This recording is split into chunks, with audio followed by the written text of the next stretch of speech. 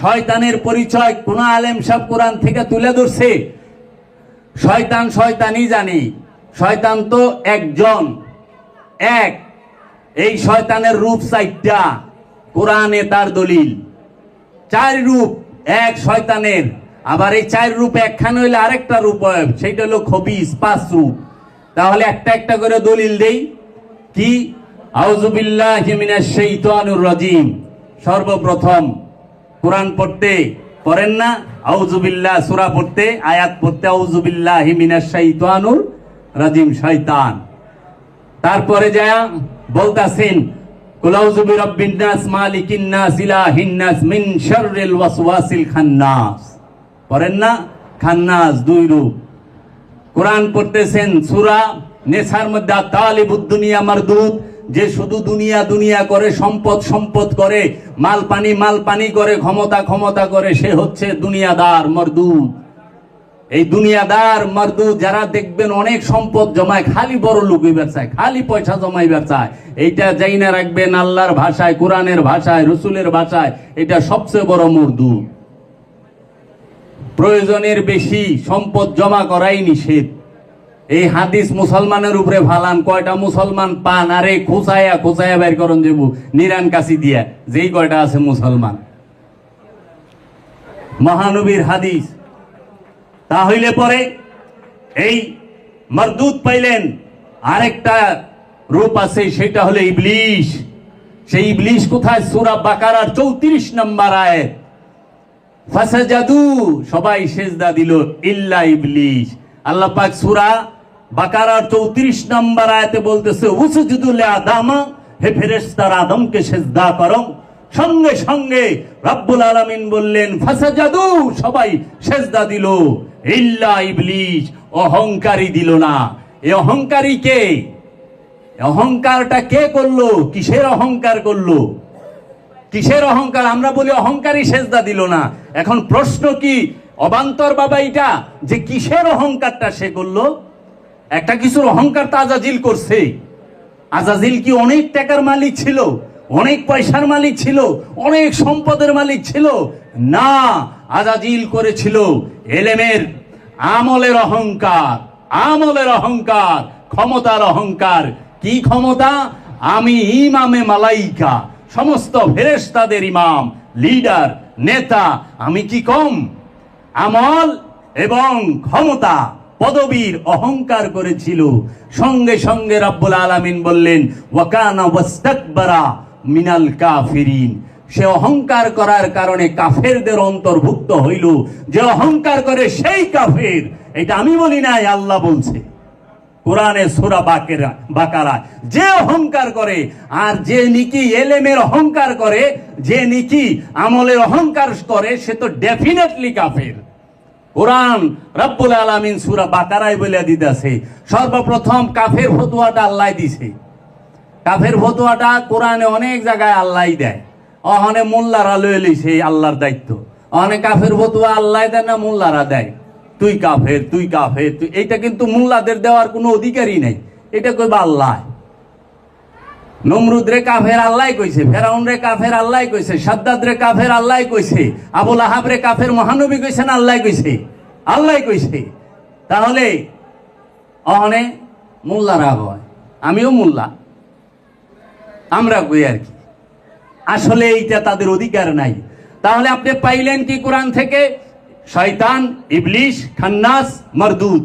এখন আপনি বলেন তো, শয়তান অর্থ কি জানি কিনা? ইবলিশ অর্থ কি জানি কিনা? খান্নাস অর্থ কি জানি কিনা? মারদুদ অর্থ কি? এটা তো আরবি আর হিব্রু ভাষা। আরবি শুনলে একটু জ্ঞানী জ্ঞানী মনে হয়, যে হুজুর অনেক জানে। দেখো না কেমনে কথায় কথায় আরবি কয়, বাবা রে বাবা, মাস্টার। আসলে না, জ্ঞান আর মুখস্থ এক না, শেখা আর পড়া এক না। শেখা আর পড়া শিখতে হয় চোখ বন্ধ কইরা, আর পড়তে হয় চোখ খুইলা। খান্নাস শব্দের অর্থ কি? কামনা। খান্নাসের বাংলা কামনা। কি বাবা? কামনা। খান্নাস অর্থ হচ্ছে কামনা।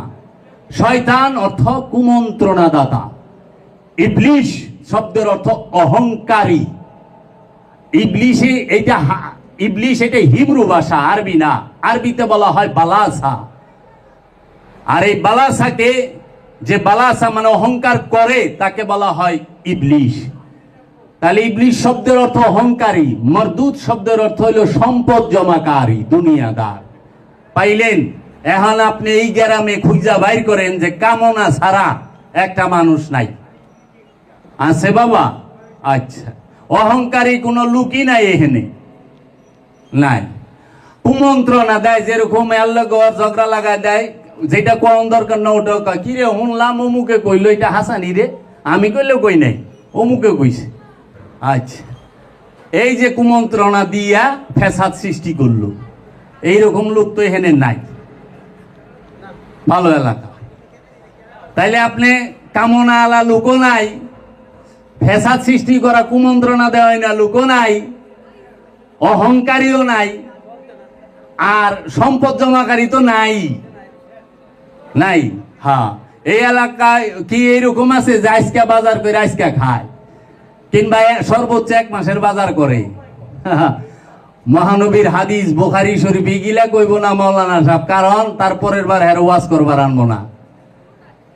আর এই সত্য কইলে কেউ পছন্দ করে না, লাখ টাকার ভান্ডিল পকেটে আসবে না। যে লাখ টাকা নিয়ে ওয়াজ করে সেই তো দুনিয়াদার, সেই দুনিয়াদার। বাঁচার জন্য মাসে লাখ টাকার দরকার হয় না, বাঁচার জন্য লাখ টাকার প্রয়োজন হয় না। এই সুন্নত পালন করছে বাবা জাহাঙ্গীর, জীবনে কোথাও বয়ান করে পয়সা নেয় নাই, লক্ষ লক্ষ মানুষ হয়েছে।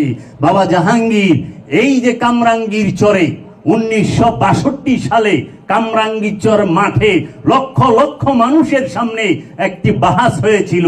সেই বাহাসটির মধ্যে অংশ নিয়েছিলেন পাকিস্তানের হুসাইন ইবনে মাদানি, হুসাইন আহমদ মাদানি, যার কবর এখন লালবাগ মাদ্রাসায়। সে মাত্র 2 মিনিটে বাবা জাহাঙ্গীরের কাছে হাইরা গেছে, মাত্র 2 মিনিট। বাবা জাহাঙ্গীরের সামনে দাঁড়াবে বাংলার এমন কোন পীরও নাই, এই জ্ঞানের দিকে এমন কোন আলেমও নাই যে দাঁড়াবে। ওয়াজ আলোচনা তো অনেক পরের ব্যাপার, এইগুলা এই জ্ঞান সম্পর্কে এত জ্ঞানী, কিন্তু জীবনে কোনোদিন সে ওয়াজ কইরা পয়সা দেয় নাই। আর এখন ওয়াজ করা একটা পেশা হয়ে গেছে আমাদের। ওয়াজ করাটা আমাদের একটা সিজন ভিত্তিক পেশা, কোটি কোটি টাকার মালিক হয়ে গেছি। তাহলে পরে সম্পদ জমাকারী এনে নাই। তাইলে শয়তানের এই 4 গুণ কারো মধ্যে পাওয়া গেল না। এই 4 গুণের শতভাগ যার মধ্যে আছে, হ্যাঁ হইল খবিশ।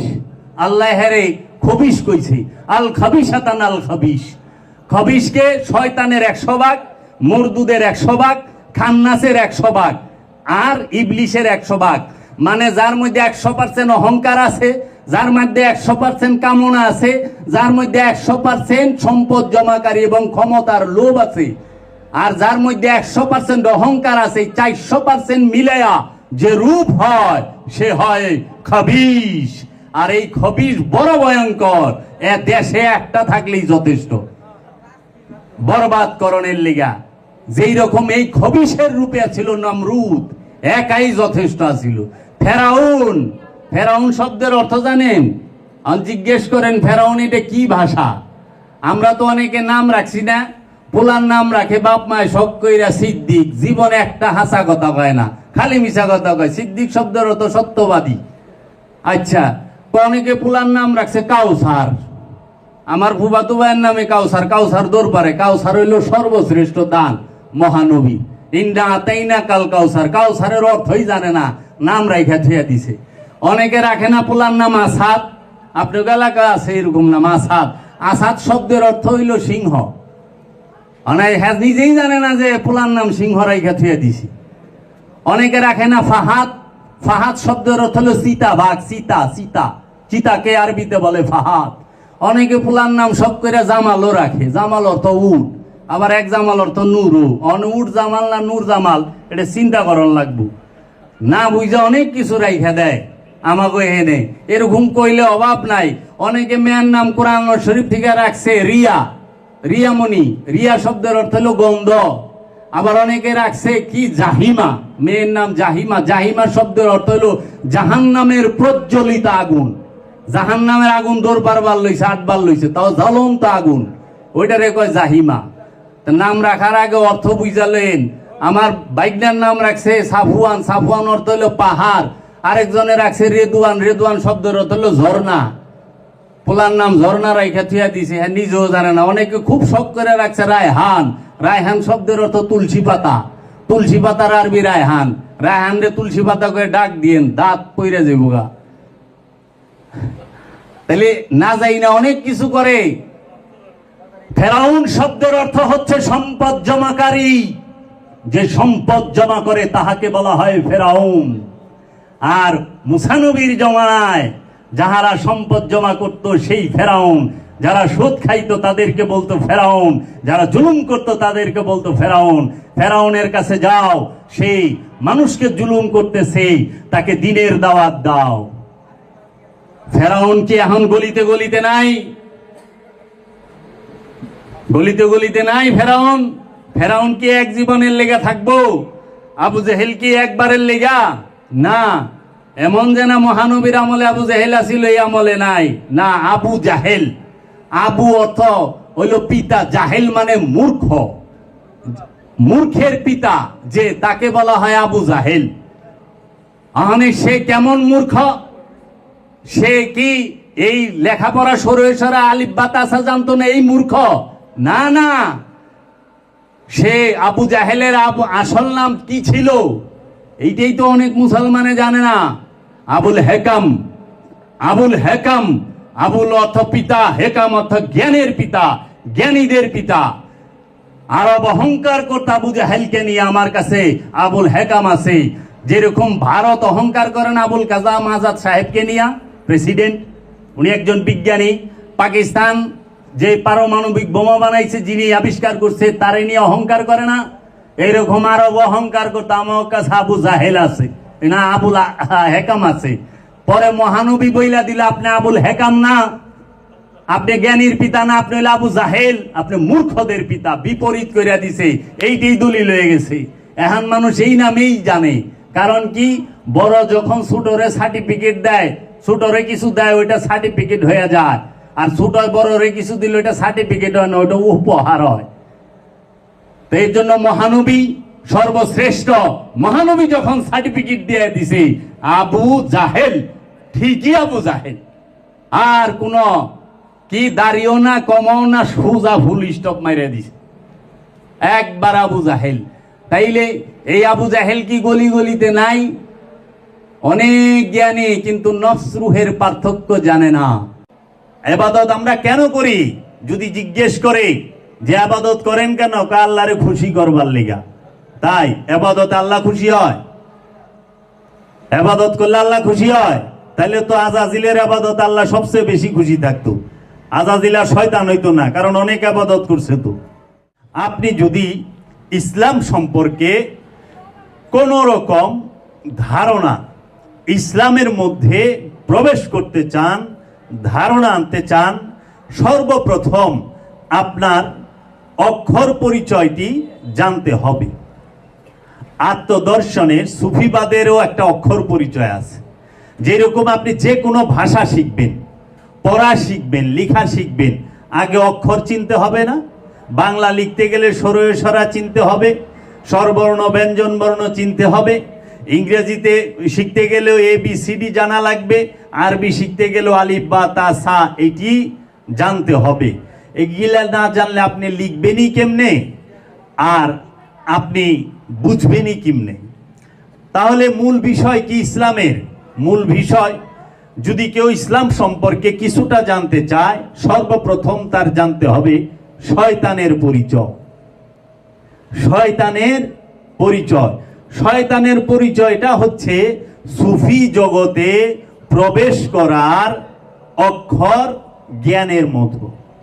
আমি যদি আমার শত্রুকে না চিনি, শত্রু সম্পর্কে না জানি, আমি সতর্ক কিভাবে হব?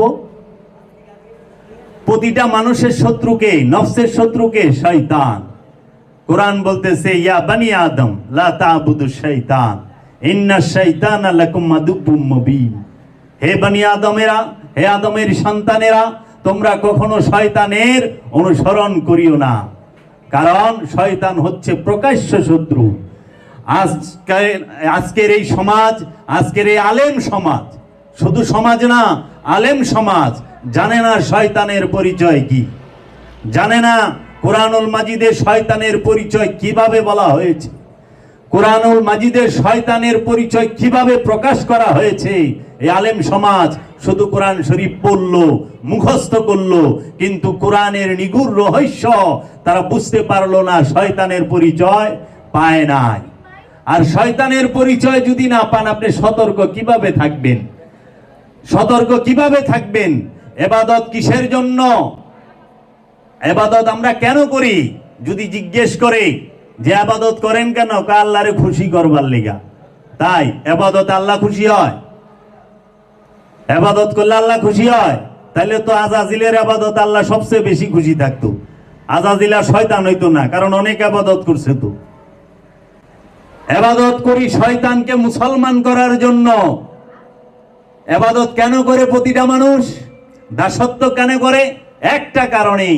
সেই কারণটা হচ্ছে আমার অন্তরের মধ্যে, আমার প্রতিটা মানুষের অন্তরের মধ্যে নফসের সাথে যে খান্নাস রূপী শয়তান মিশে আছে, দুধের মাখনের মতো। দুধ দেখলে বোঝা যায় না যে দুধের মধ্যে মাখন আছে, কিন্তু ঘেরা দিয়া টান দেন, মাখন বাইসা উঠবো। ঠিক এই রকম, যেই রকম রক্তের মধ্যে যে হিমোগ্লোবিন থাকে, রক্ত দেখলে বোঝা যায় না, প্রতিটা নফসের মধ্যে, প্রতিটা মানুষের সাথে, প্রতিটা অন্তরের মধ্যে, জিন এবং ইনসানের অন্তরে শয়তান এইভাবে মিশে আছে। এই মিশে থাকা শয়তানকে আত্মসমর্পণ করাইতে হবে। আত্মসমর্পণ মানে স্যালেন্ডার, সম্পূর্ণ তাকে বশীভূত করতে হবে। হত্যা করতে বলে নাই, শয়তানকে হত্যা করার কথা কোরআনে কোথাও নাই। আছে কি? শয়তানকে আত্মসমর্পণ করো, ইয়ানি মুসলমান বানাও। মুসলিম শব্দের অর্থ এক, মুসলমান শব্দের অর্থ আরেক। মুসলিম শব্দের অর্থ কি? মুসলমান শব্দের অর্থ কি? ইসলাম শব্দের অর্থ কি? ইসলাম শব্দের অর্থ হচ্ছে আত্মসমর্পণ। মুসলমান শব্দের অর্থ হচ্ছে আত্মসমর্পণকারী। ইসলাম শব্দের অর্থ হচ্ছে আত্মসমর্পণ, আর মুসলমান শব্দের অর্থ হচ্ছে আত্মসমর্পণকারী। তাহলে আমি তো আত্মসমর্পণকারী নই, এর জন্য আমাকে মুসলমান হইতে বলা হয়েছে। কোরআনুল মাজিদে আল্লাহ পাক বলতেছে সূরা আল ইমরানে, ইয়া আইয়ুহাল্লাযীনা আমানু হাক্কা তুকাতিহি, ইয়া আইয়ুহাল্লাযীনা আমানু হাক্কা তুকাতিহি ওয়ালা তামুতুন্না ইল্লা ওয়া আনতুম মুসলিমুন। সূরা আল ইমরানে আল্লাহ পাক বলতেছে ইয়া আইয়ুহাল্লাযীনা আমানু, ইয়া আইয়ুহাল্লাযীনা আমানু। আমানুকে বলছে, মুমিন বলে নাই। মুমিন আর আমানু এক না। আমানু হচ্ছে সাধারণ বিশ্বাসী, মুমিন হচ্ছে পরিপূর্ণ বিশ্বাসী।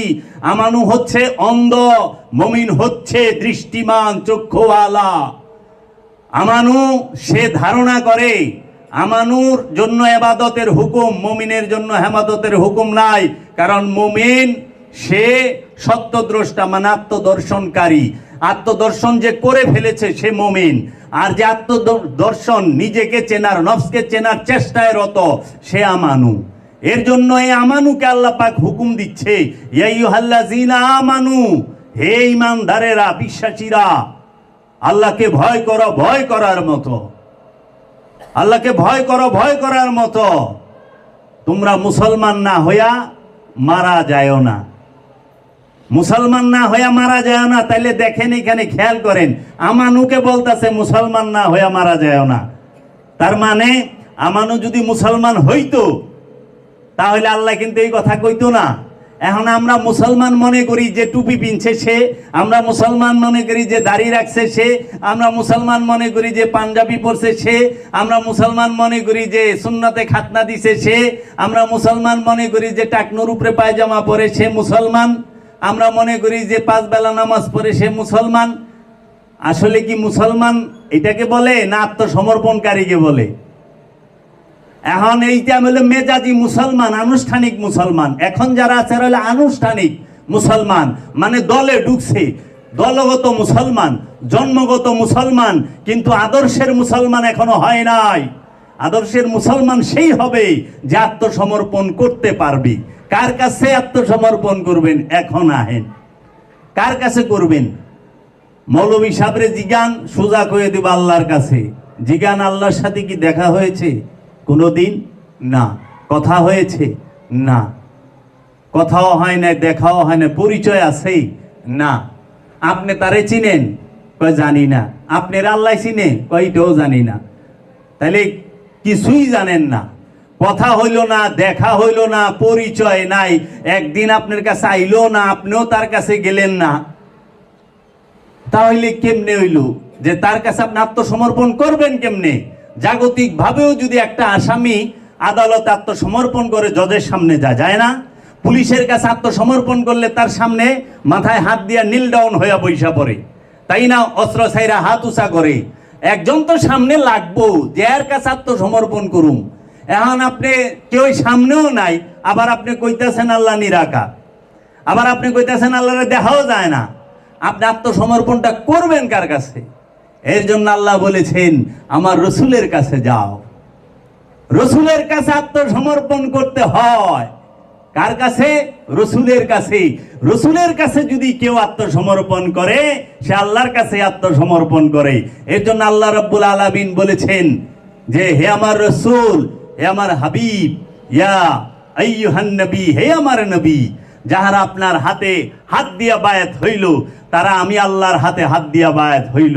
যাহারা আপনার চেহারা দেখলো, তারা আমি আল্লাহর চেহারা দেখলো। হে আমার হাবিব, কাফেরদেরকে কঙ্কর আপনি নিক্ষেপ করেন নাই, আমি রব্বুল আলামিন নিক্ষেপ করেছি। আমার রামাইতা ইজ রামাইতা ওয়ালাকিন্নাল্লাহ রামা। হে আমার হাবিব, আল্লাহ রব্বুল আলামিন কঙ্কর নিক্ষেপ করছে, কিন্তু সাহাবাই কেরাম দেখলেন, মাওলা আলী দেখলেন, মহানবী কঙ্করে নিক্ষেপ করেছে। আল্লাহ কইতেছে আমি করছি, তার মানে রসুলের হাত আল্লাহর হাত, রসুলের পা মুবারক আল্লাহর পা মুবারক।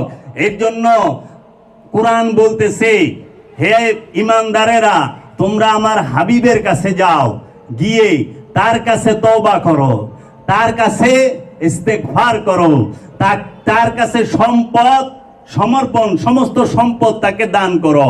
সে যদি তোমাদের জন্য দোয়া করে, তাহলে পরে তোমাদের তকদির খুলে যাইব, মাফ হবে। আবার দুই ভাবে হয়, একটা হইলো কর্মের মাধ্যমে, আরেকটা হইলো দুয়ার মাধ্যমে। রসুলের যে আদেশ নির্দেশ সেইটা পালন করলেও মানুষের ভাগ্যের পরিবর্তন হয়, আবার রসুলের দুয়ার মাধ্যমেও মানুষের ভাগ্যের পরিবর্তন হয়। আল্লাহ দুইটা দিকই রাখছে। তাহলে আমরা বর্তমান সমাজে শয়তানের পরিচয় জানে না,